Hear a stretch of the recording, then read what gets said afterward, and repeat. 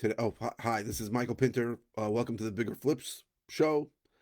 My name is Michael Pinter again, where I show you how to flip houses, and if you're already doing it, how to do it bigger. Now, people say, what am I doing when I go on an appointment, right? So just to explain how the basic business works, we get leads, either outbound leads by cold calling or texting, inbound leads, let's say from pay-per-click or, sorry, people come to our website or mail, which are like a hybrid. They raise their hand and say, I'm interested in selling. Then you can either lead qualify them. So I have a lead management team that qualifies them, and then somebody sells them. So trying to sell them into taking your offer and selling you their house.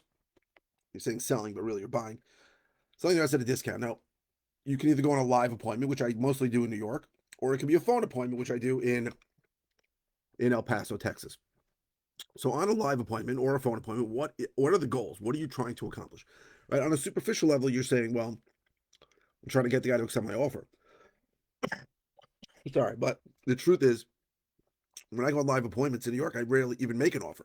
I usually make an offer later that day or the day after. So what are my goals?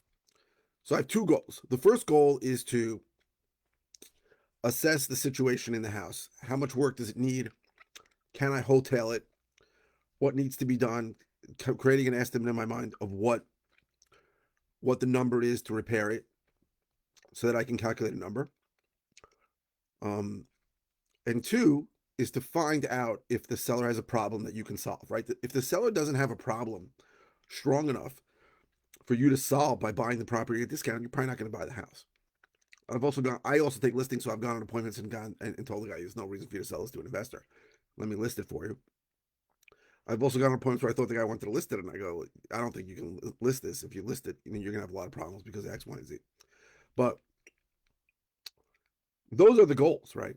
Get an assessment. Now, if you're having a phone appointment, you maybe want the guy to walk around with his camera, and you can see the kitchen and the bathrooms and the important stuff that needs to be done. That's one. And two is then you have to talk to them, right? You have to have a discussion with them. Why are you selling it? Why don't you just list it? Why don't you just keep it? Why don't you rent it out? Find out what their options are, and sort of dig into the pain and find out what pain is keeping this property causing them. And if it's not severe pain, if it's minimal pain, probably not going to buy the house at a discount. 9 out of 10 houses in any market are going to go listed with an agent. We're trying to just get a piece of that 10%. That's what we're trying to do. But those are the goals. I think it's important to keep those in mind also, because sometimes you'll go on an appointment, have a great conversation, have a great time. You'll get a feel for the house, but you don't really realize why they're selling. And that's crucial that you don't miss that. Why? What's going on here? And if they're not telling you, sometimes they don't want to share. You got to sometimes make that the appointment a little uncomfortable, but you got to get that information from them. So I highly recommend that you use keep those two goals in mind when you go on a seller appointment, either virtually by phone or in person. Thanks for watching.